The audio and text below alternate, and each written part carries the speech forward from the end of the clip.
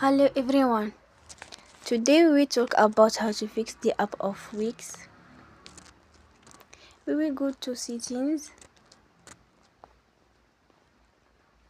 then we click on apps.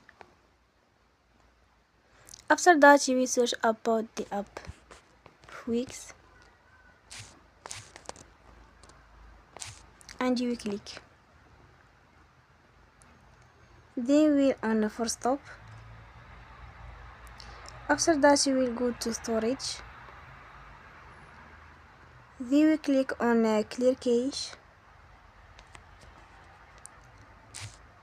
And then turn off your phone and you will recharge your phone again. Don't forget to support us by like and subscribe. See you next time and thank you for attention.